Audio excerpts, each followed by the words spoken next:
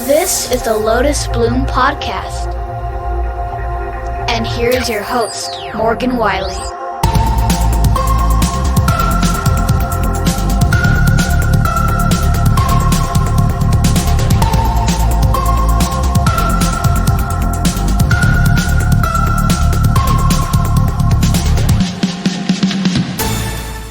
Welcome to another episode of the Lotus Bloom Podcast. I'm your host, Morgan Wylie, and this is the segment, It's Time to Write. I'm sharing with you my process of writing a new book from beginning to end, where I can show you some tips and tricks and things I've learned along the way and fun aspects of writing that not everyone gets to see.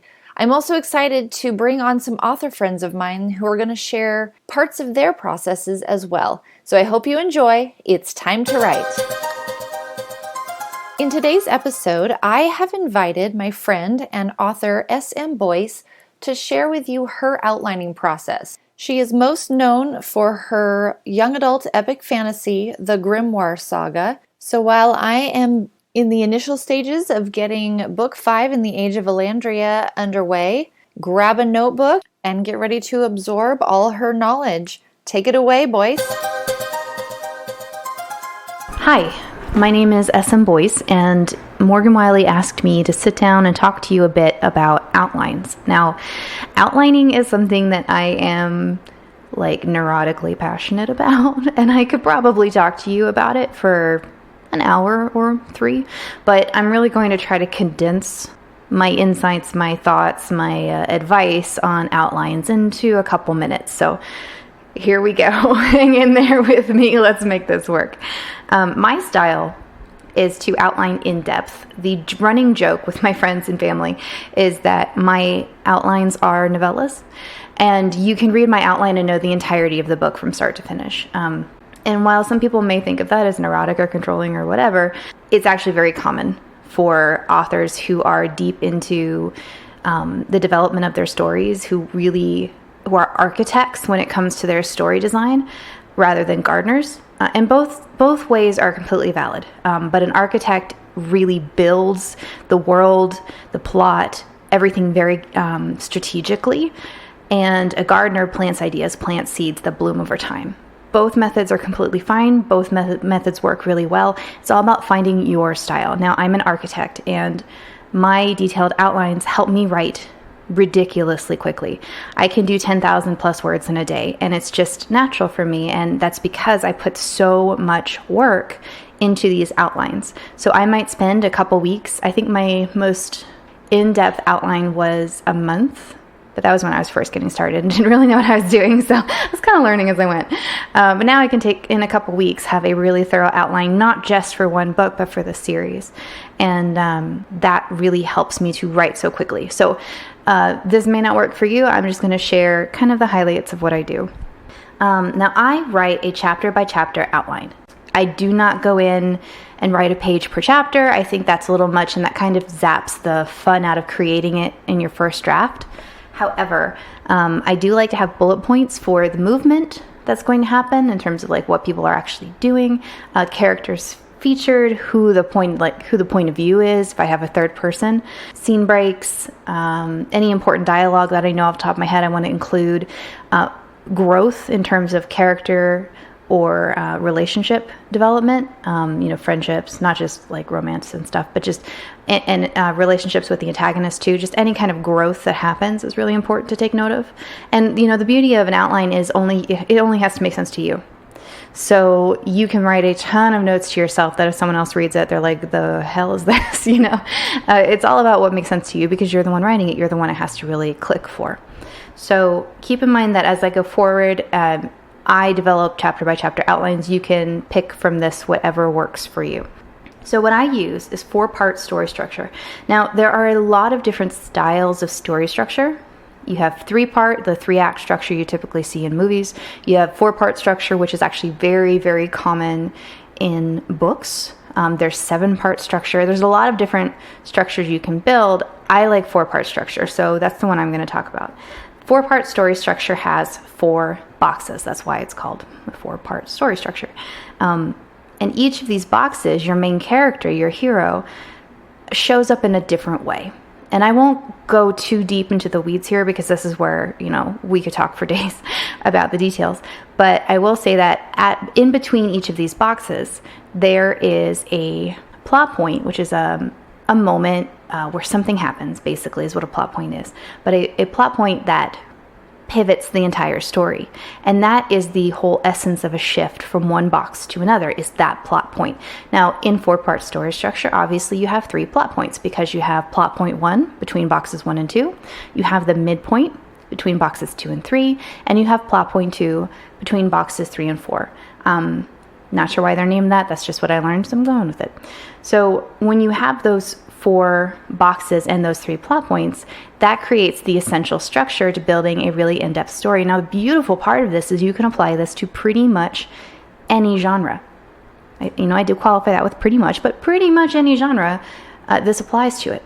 And I want to talk to you just briefly about what each plot point is, because the plot points are probably one of the most important parts of your story. So plot point 1 is the quest. This is where the official, drive of the main character, like what they're trying to accomplish within this book, happens at plot point 1. That's where the quest is established. In the midpoint, there's a realization where everything changes, and that's the whole point with every plot point. Everything changes. In the midpoint, there's a realization, typically. They learn information that continues on the quest, evolves it, and gives them one more major thing to do. And then plot point 2, where they actually do that final thing. All of the information comes together, and now they understand what they need to go into box 4, reach the climax, and build to resolution. So basically, there's that one final obstacle before the final resolution there. That is like 4-part story structure on fast forward. So if you need to listen to that a couple times, that's totally okay. And I highly, highly, highly recommend you study 4-part story structure in depth. It will revolutionize your stories, I promise. Or 3-part story structure if that's your thing or whatever, but study story structure and understand it intrinsically, because when you do, the design of your stories will forever alter. And here's the beautiful thing. If you're a gardener, if you are a pantser, and you think outlines are stupid, which whatever, totally, you're right to not like it. But if you have plot points, even as a pantser, then you are giving yourself even a little bit of limited structure that can make your story so much easier to write. You will spend less time staring at a blank screen. You will spend less time deleting stuff you wrote because it ends up not working. And even just having those plot points in place will guide your movement so much easier. If you give it a try for one book, I think you're going to love it. So when you look at your story structure, that's all built around a primary arc through the story. Your quest, your hero achieving their quest. So what I recommend you do is weave the actual action of the plot in with the main character's growth, so that at every plot point, your main character is growing emotionally, fighting their demons, learning new skills, and evolving. And if you tie those together and have a thematic arc through the story that mirrors both the plot itself and your main character's evolution, it's going to feel so much more emotionally rewarding at the end of it, because you can see the hero using their skills, using their new emotional growth, using all of that to achieve the final climax. And it all feels very fluid. It all feels very natural, and it will be more emotionally rewarding in the end. The last piece of advice I'd like to give you is, as I look through my notes here, is I learned a method called the note card method from a friend of mine, Patty Larson. And I've evolved it a little bit over time, but the essence of it is still very true to what she taught me all those years ago. The note card method is this. You buy a bunch of note cards and you get a Sharpie and you get in a comfortable spot and you just start writing down every conflict you can think of in this world that you're designing. And every conflict is its own note card, and you just write them all, just brain dump, get them all out. And you'll have this large, large stack of them at the end. Now that may sound chaotic, but that brain dump is crucial for the next step. Once you have all those cards, on 4 separate cards, write box 1, box 2, box 3, box 4, set them out, and then just start divvying up the cards. Say, okay, well, based on where the hero is in, at the start of the book, this could only happen in box 2. This is probably box 3. This is probably box 4. These 4, 5, 6, 7 cards are probably all box 1. And as you go through and you organize them, suddenly the chaos doesn't feel so chaotic.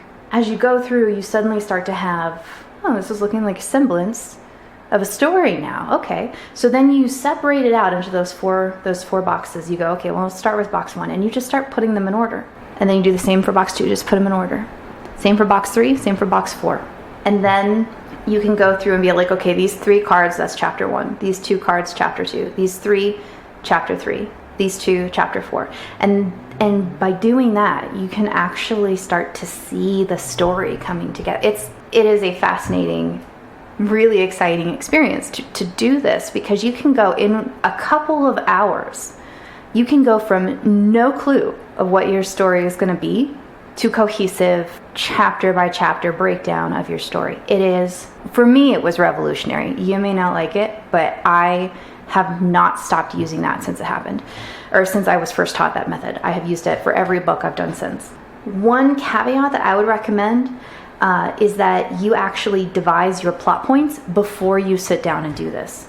So if you have your plot points already thought out, you already know what the central movement of your story is going to be, you can write those plot points on individual cards and set them like in between the box 1, box 2, box 3, box 4 cards. And so that kind of helps you frame all the movement a bit easier. And that was something that I was tweaking with and played with and added to Patty's method. And by doing that, at the end of that couple hour session, if it even takes you that long, you will have a cohesive, at least bullet point by bullet point look at what your outline is going to be, what your book's going to be about, and what's going to happen.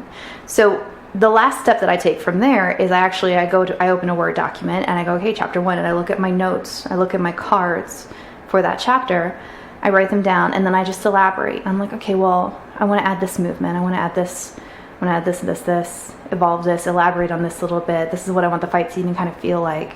By doing that, each chapter will take me about 10 to 20 minutes to elaborate upon. But then within a day or two, I have a detailed chapter by chapter outline. And the rest of it is going through, making sure there's no plot holes, elaborating the world, building my world book if I need to do that. And then sometimes there will be cards in your stack that you end up not using, and you can set those aside for future books. I have a drawer right now with index cards for the next 5 books in the series that I'm currently working on.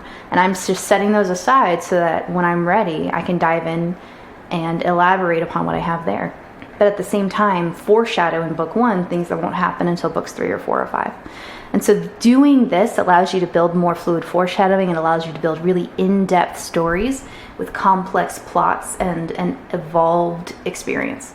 So I hope that helps, and I'm always down to answer questions. So if you want to pop any questions over to me, I'm happy to oblige. Have a great day.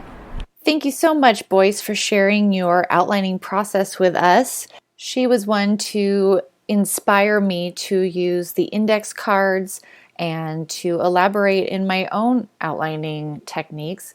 I have not yet risen to her level of outlining, but I really appreciate all that she puts into it, and I hope that you were able to take away some helpful information. So thank you, Boyce. And if you would like to check out her books, go to Amazon.com and look up S.M. Boyce, B-O-Y-C-E.